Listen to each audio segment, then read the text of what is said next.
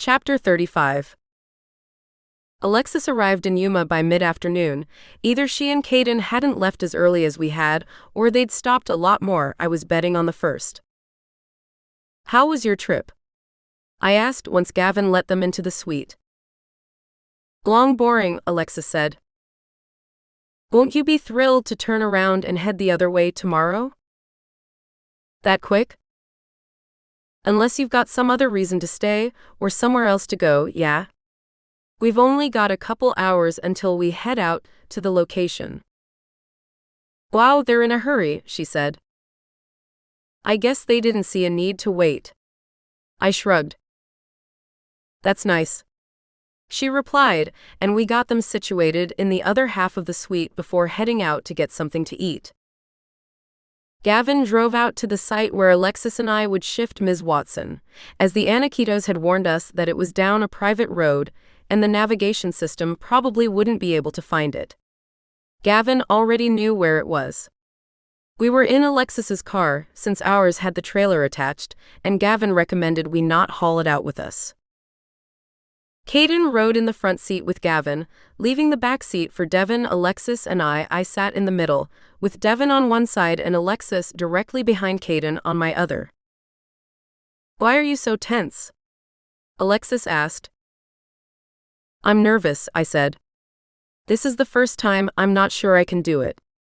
Even with Devon, I felt certain I could shift him."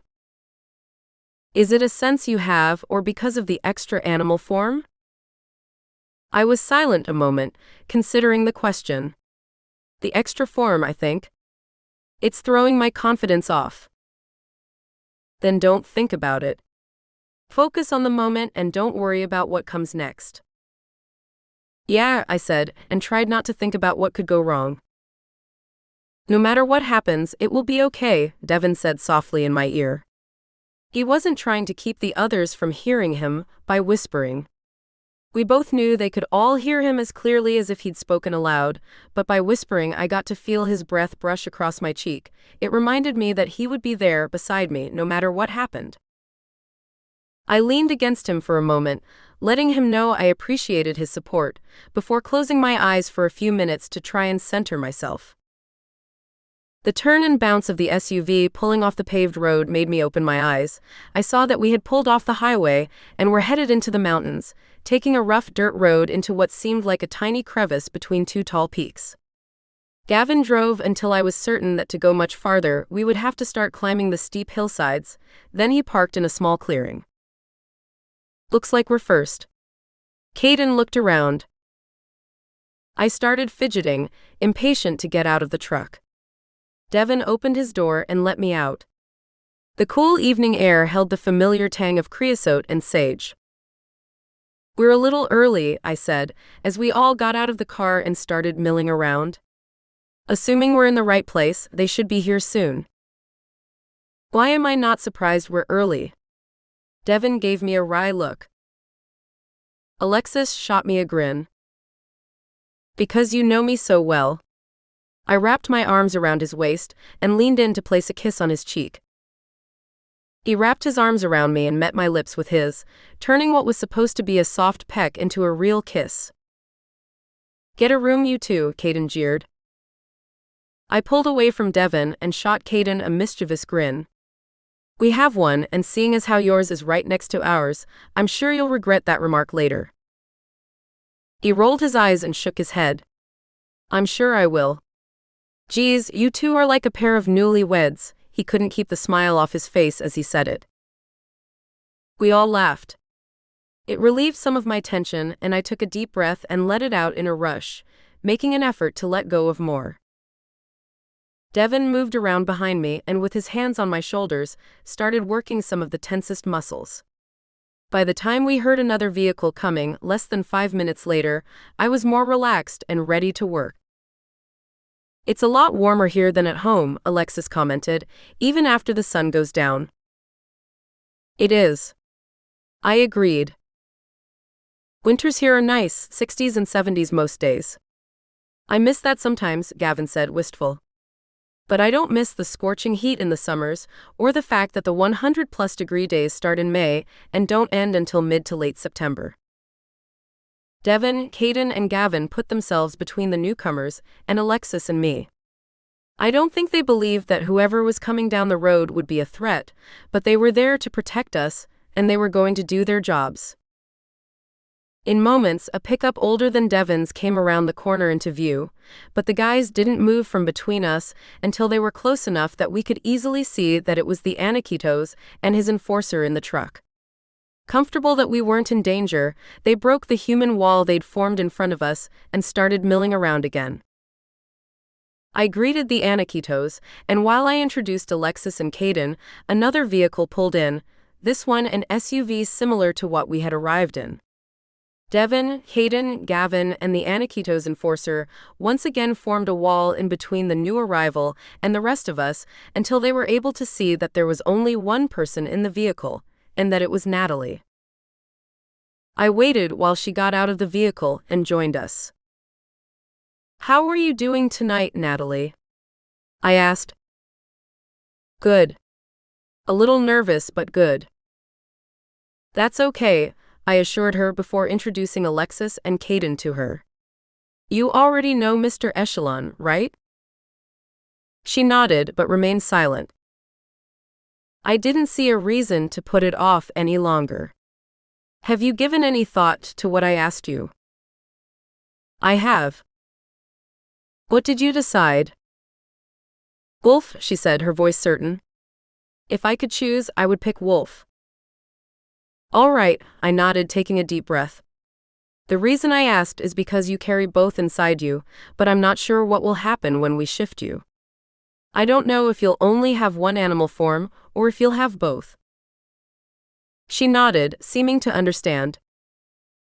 "I'll try to call your wolf, Alexis will do what she needs to do, and I'll shift you.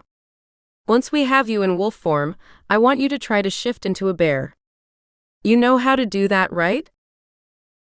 "Yes, I've been walked through the process at least a dozen times." "Good, so once you're a wolf, try to shift to bear. If that doesn't work, I'd like for you to shift to human again. I've not shifted anyone yet who couldn't shift to human on their own once they were in their wolf form." I watched her reaction carefully, not wanting to miss any second thoughts or doubt. She seemed reassured. "Once you're human again, I'll try to call your bear if we need to."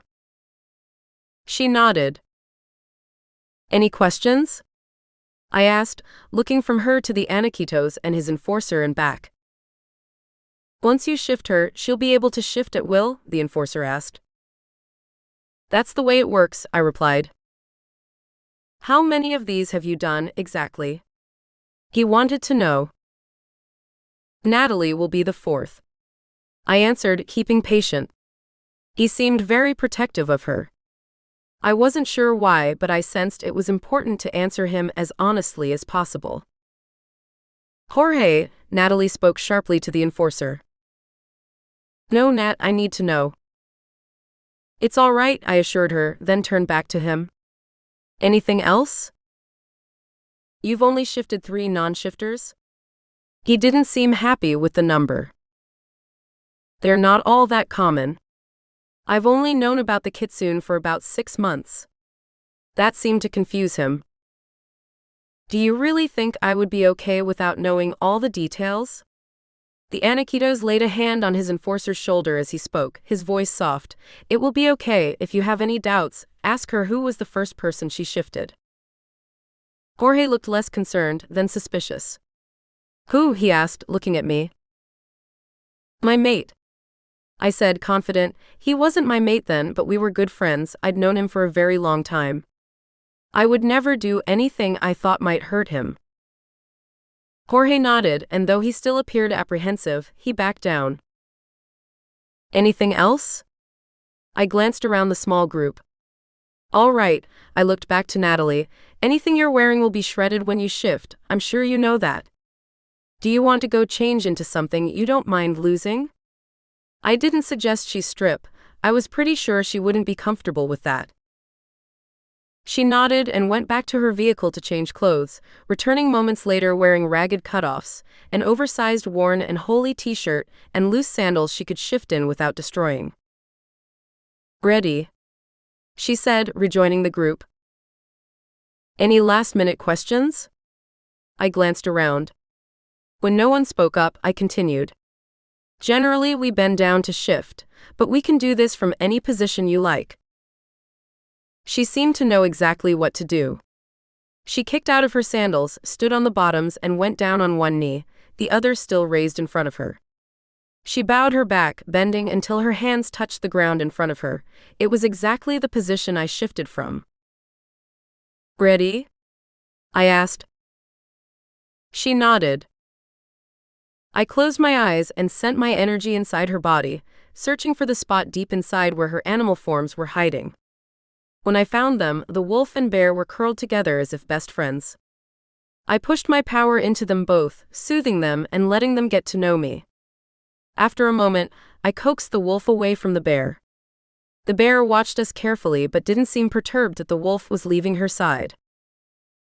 I cajoled the wolf closer to the surface, stopping the instant I sensed the barrier that prevented her from shifting on her own.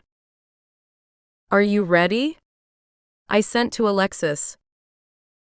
Do it, she sent back. Without warning, I took a firm hold on the wolf form so close to the surface of Natalie's body and yanked it forward, forcing her to shift with the quick, painful move. She screamed at the unexpected pain, and I opened my eyes to see the blur around her fade, and a large gray wolf standing where she had been a moment before. You hurt her, Jorge accused. You didn't say it would hurt, he rushed to her, bending down to make sure she was all right. I'm sorry, I said. It's a one-time pain, but one I haven't found a way to avoid. Caden reached down and touched the top of her head, the pain in her eyes cleared. I knew, as I'm sure Alexis did, that he was using his talent to siphon away her pain, though I don't think any of the others caught. I've found that if the wolf realizes what I'm trying to do, they resist. I have to force the shift, which is painful. Jorge looked up, watching me carefully as I explained. I'm also afraid that if I warn them that it might hurt, that they will tense and maybe even unconsciously fight the shift. I'm sorry that it hurt, but it's temporary. I'm sure you can see she's no longer in pain and it's a one-time thing. After this, it won't hurt her to shift. I looked back to Natalie. Are you all right? I opened a small window in my shields to listen for her response. It worked. Her mental voice was filled with surprise. It did, I laughed. Are you ready to try for the bear? Why not, she sent back. She dropped onto her belly and closed her eyes. I held my breath, waiting, praying she would be able to do it. After a few seconds, the wolf in front of us blurred. The blur grew, then faded, and where the wolf used to lay was now a large black bear. I'll be damned, the Aniquitos murmured, you did it. He looked at me, his eyes wide. I grinned, resisting the urge to jump up and down, cheering. Of course, she did it, Devon said, as if he had never doubted I would. I kept my attention on Natalie. You can run for a while now if you'd like, or you can shift again. She looked to Jorge, who in turn looked to their Aniquitos as if for permission. Go ahead, the Aniquitos said. The enforcer started stripping as he headed for the old pickup. He tossed his clothes onto the toolbox behind the cab, bent and shifted in a smooth practiced move. He was already running for Natalie when the blur faded. He barked once and ran in a circle around her before taking off into the near darkness. Natalie lumbered after him, letting out a loud bellow as they disappeared. Echelon watched them leave, then turned back to us. Those two have been circling each other for a while now. I suspect they may be potential mates, not that they would admit it if I asked. The grin I'd been keeping a tight rein on spread across my face, showing some of my elation. The relief I felt that I'd done it, that Natalie had both of her animal forms, was harder to express. The Aniquitos was busy talking to Alexis when Devon pulled me to one side, looking down at me. He ran the backs of his fingers down one side of my face. You amaze me. He lowered his mouth to mine for a soft, slow kiss. He pulled me against him when the kiss was over. The more contact I had with his skin, the better I felt, and I knew he was sharing energy with me, trying to restore some of what I'd consumed with worry and shifting Natalie.